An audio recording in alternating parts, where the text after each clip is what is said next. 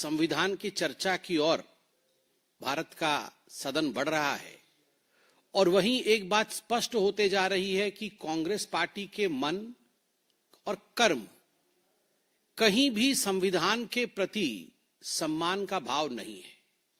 There is no respect whatsoever either in the functioning or in the words of the Congress party for the Constitution of India. दो खबरें आज महत्वपूर्ण है और मुझे लगता है इन दोनों विषयों पे आज विस्तार से भारतीय जनता पार्टी अपने पक्ष को रखेगी.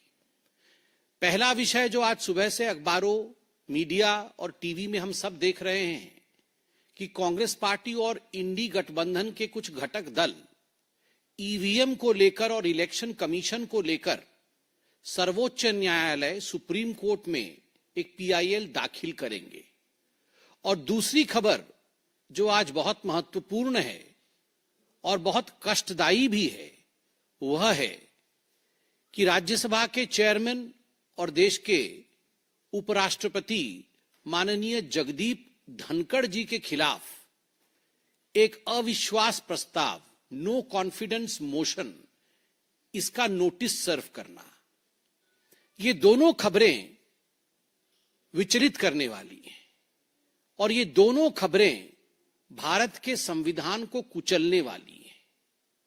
सबसे पहले आज सुबह से जो हम खबर देख रहे हैं कि कांग्रेस पार्टी ने तय किया है और कुछ घटक दलों ने यह तय किया है, खास करके हरियाणा और महाराष्ट्र के चुनावी नतीजों के बाद, कि विधानसभा के इन चुनावी नतीजों को लेकर इलेक्शन कमीशन को और ईवीएम की प्रणाली को वो सुप्रीम कोर्ट में घसीटेंगे. मुझे तो बड़ा आश्चर्य लग रहा है कि कांग्रेस पार्टी बार बार सुप्रीम कोर्ट ईवीएम को लेकर जाती है और बार बार पटखनी खा के आती है. हर बार जब भी उसने इलेक्शन कमीशन को कोसा है, जब भी इलेक्शन कमीशन को सुप्रीम कोर्ट में खींचने की कोशिश की है, वहीं अगर फजीहत किसी की हुई है तो वो कांग्रेस पार्टी की हुई है. और एक बात गौर करने की है, 23 नवंबर को जब महाराष्ट्र के विधानसभा के चुनाव की गिनती हुए थे, उसके पश्चात इलेक्शन कमीशन के प्रेस कॉन्फ्रेंस को हम सबने देखा. इलेक्शन कमीशन ने कहा कि 288 विधानसभा, 288 विधानसभाओं में 1440 वीवीपैट यूनिट, अर्थात हर विधानसभा में जो नियम कहता है कि 5 वीवीपैट यूनिट के वीवीपैट्स और गिनती में मिलान होना चाहिए, वो मिलान किया गया है और वो 100% एक्यूरेट और परफेक्ट निकला है.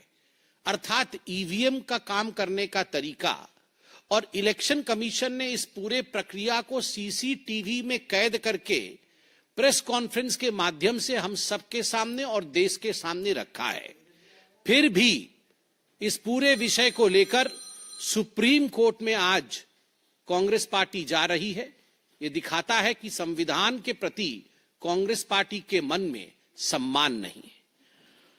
और याद करिए 26 नवंबर को ही, 26 नवंबर 2024 को ही एक पीआईएल जो कि के.ए. पॉल ने दाखिल किया था ग्लोबल पीस इनिशिएटिव की तरफ से, उस पर सुनवाई करते हुए सुप्रीम कोर्ट ने इस पूरे मसले को खारिज किया था कि ईवीएम का जो रोना आप रोते हैं आके सुप्रीम कोर्ट में, जीत जाएं तो सब कुछ ठीक है, हार जाएं तो ईवीएम का रोना. आप झारखंड में जीत जाएं तो ईवीएम वहां ठीक है, तेलंगाना में जीत जाएं तो ईवीएम ठीक है, बाकी आप आके यहां पर केस करते हैं, हम इस पीआईएल को खारिज करते हैं. और खरी खरी सुनाई थी सुप्रीम कोर्ट ने.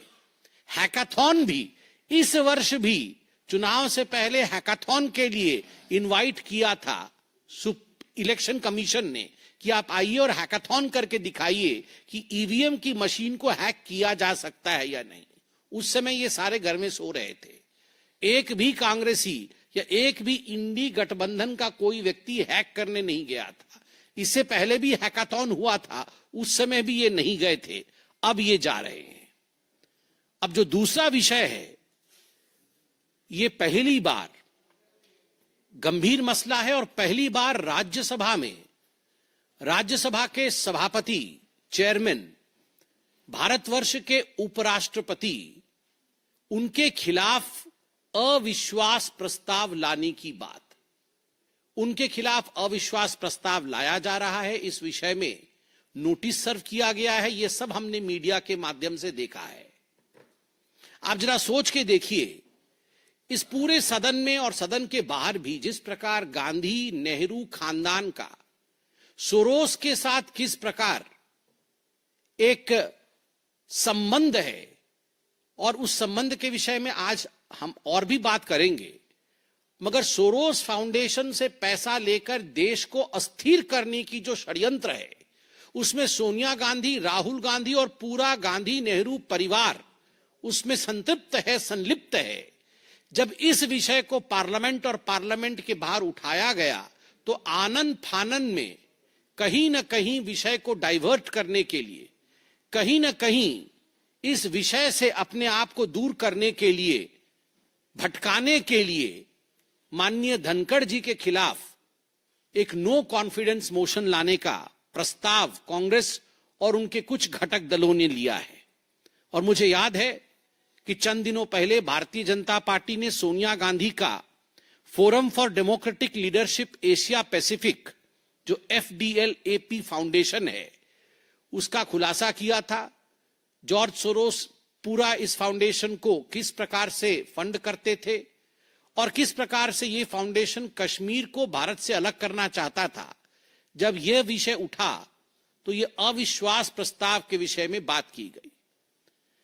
दुख इस विषय का बात को लेकर है कि कांग्रेस पार्टी ये जो अविश्वास प्रस्ताव ला रही है, इससे पहले भी आप देखिए प्रधानमंत्री जी के खिलाफ अपशब्दों का प्रयोग किया गया। प्रधानमंत्री जी को भी बख्शा नहीं गया।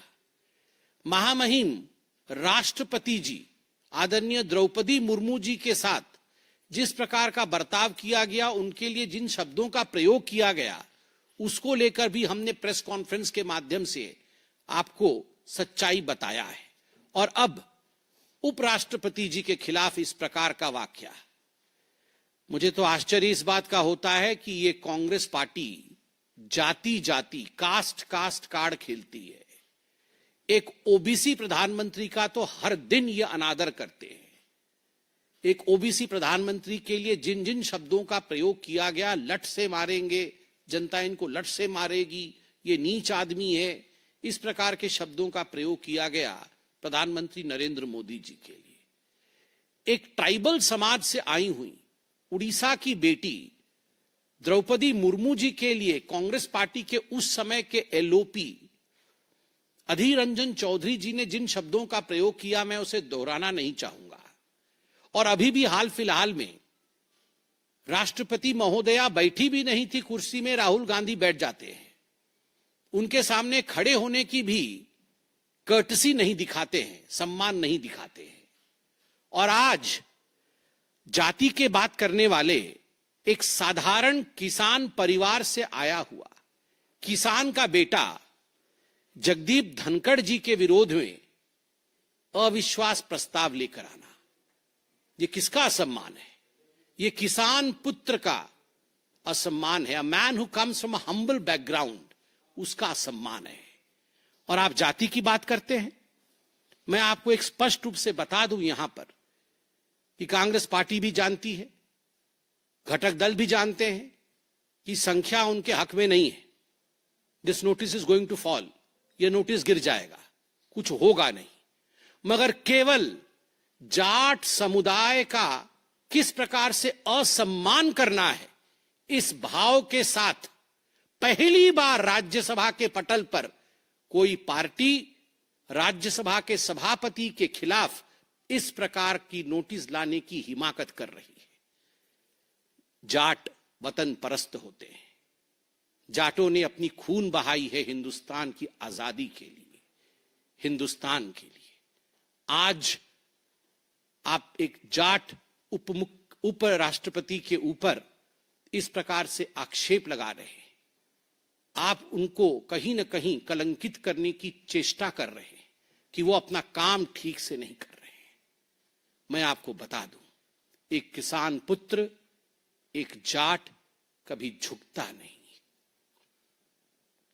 वो कभी नहीं झुकेगा और जाट का सम्मान सदैव हिंदुस्तान में बरकरार और अडिग रहेगा। बंधुगण, जहां तक ये सारे प्रकल्प, कहीं जाके पीआईएल करना है, कहीं जाटों का अपमान करना है, उपराष्ट्रपति जी के खिलाफ बोलना है, ये सारा और सारा खेल केवल और केवल नेहरू गांधी परिवार को जॉर्ज सोरोस, ये जो गठबंधन हमने दिखाया है, इस चित्र से बचाने की कवायद है। और आज एक और खुलासा हुआ है, हमने तो खुलासा किया ही है ओसीसीआरपी का, हमने तो खुलासा किया ही है फेडरेशन ऑफ डेमोक्रेटिक लीडर और सोनिया गांधी जी का, कश्मीर को किस प्रकार अलगाववाद के पथ पे ले जाने की जो चेष्टा थी। मगर आज खुलासा यह भी हुआ है कि फोरी नेहरू जो कि हंगेरियन थी, she was not Indian, Hungarian थी, और उनकी शादी बीके नेहरू जो कि नेहरू जी के कजिन थे, जवाहरलाल नेहरू जी के कजिन थे बीके नेहरू, और भारत के दूत थे, एम्बेसडर थे यूएस में। बीके नेहरू जी की शादी फोरी नेहरू से हुई थी, और फोरी नेहरू ये भी एक तरह से इनका बहुत बड़ा जुड़ाव और संबंध सोरोस जी से था। And the Gandhi-Nehru clan maintained this correspondence till Fori ji was there. And after she left, after her demise as well, this correspondence continued. ये जो extended correspondence था फोरी नेहरू और गांधी परिवार के बीच में, वो गांधी परिवार की ही हिस्सा थी और राहुल गांधी की आंटी थी, अगर देखा जाए तो आंटी ऑफ राहुल गांधी। तो ये जो एंटी इंडिया एक्टिविटी थी, ये कोई आज से शुरू नहीं, ये आंटी के जमाने से चला आ रहा है। तो ये एक इसकी लंबी परिधि है, एक लंबा इतिहास है। और मैं कहूंगा इन सभी चीजों को छुपाने के लिए आज अंततोगत्वा जिस प्रकार से संविधान के खिलाफ कांग्रेस पार्टी काम कर रही है, वो सब भी हमसे छुपा नहीं है। पार्लियामेंट जवाब देगा, देश की जनता जवाब देगी।